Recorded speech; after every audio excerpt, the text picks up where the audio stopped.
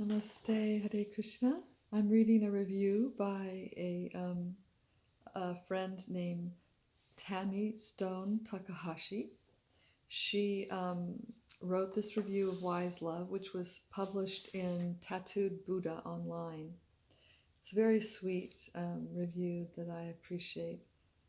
And she says, reading this book for me was like sitting down with an intimate friend who only wants the very best for me.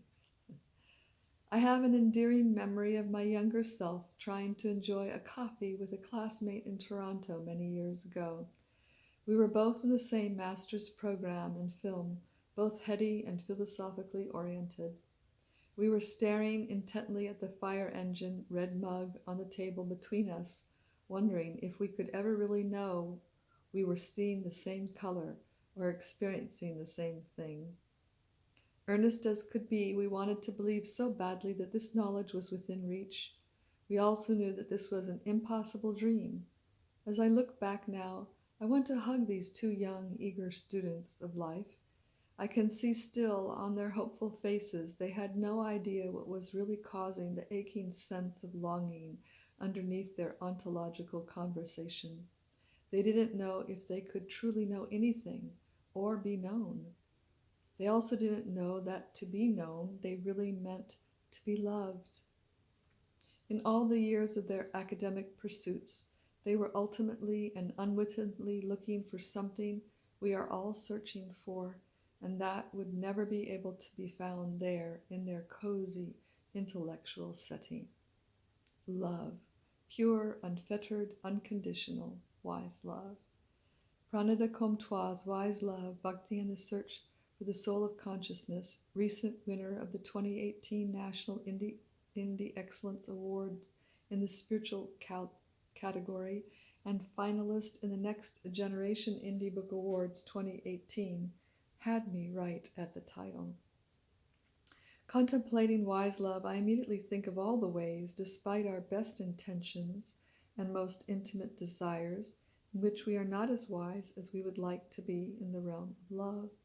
We form unhealthy attachments, develop a toxic set of expectations, and most of all, assume love to be something that is actually not love at all, because we have placed so many conditions our willingness to give and receive it.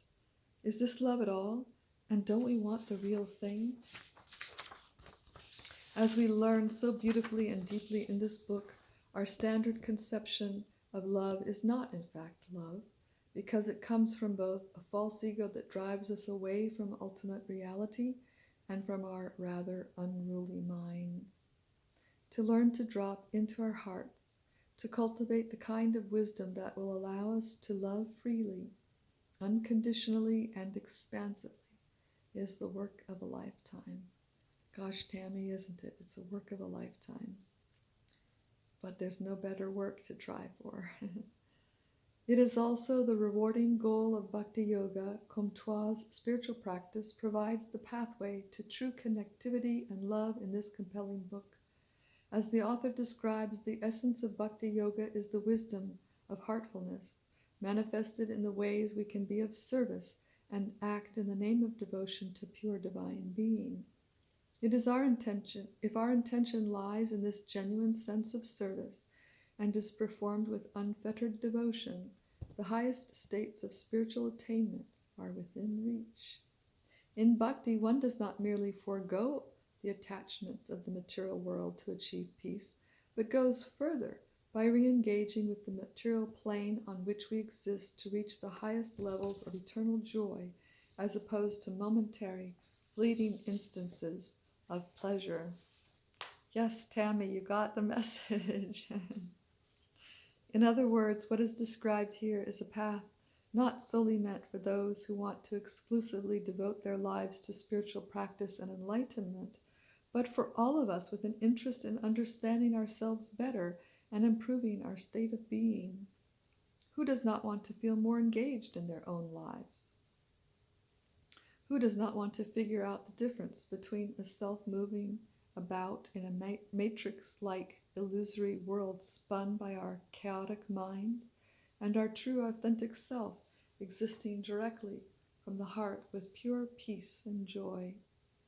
Comtoi's years of practice as a Bhakti yogini, seemingly unlimited wealth of knowledge, both intellectual and experiential, of this yogic tradition have found perfect expression in a book that is never too esoteric for the everyday reader and spiritual seeker.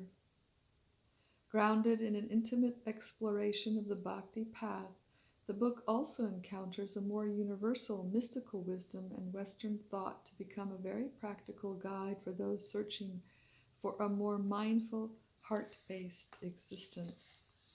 First, exploring the nature of self and consciousness, and then explaining how karma interacts in our lives, Comtois reminds us that any spiritual path requires consistent practice and a toolbox of practices we can commit to in order to see real, long-lasting results. Comtois offers the reader many heart-based practices with a beautiful goal in mind, to allow ourselves the luxury of finding a deep love for something much greater than ourselves, to guide us back to the very heart of our being, a reward in itself and the perfect platform for living every day with a renewed, loving sense of self. With each unfolding page, I was touched upon kernels of wisdom that do not feel out of reach, but rather inspire me to understand myself, my place in the world, and our relationship to each other more profoundly. There are no platitudes, no easy steps to success, but rather a deeply grounded, trustworthy treatise on love-based wisdom and wisdom-based love that acts as a salve for anyone who feels they are not yet living their ideal, joyful lives and who wants to access the eternal. I love that line, Tammy. Love-based wisdom and wisdom-based love. Beautiful.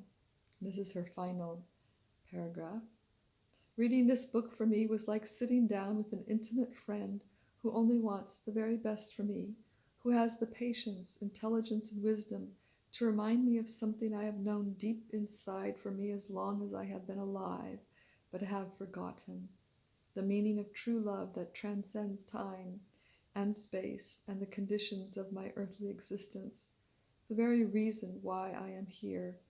I know that I'll be reaching for wise love over and over again as I walk one step at a time toward our shared destiny. Thank you, Tammy. So beautiful.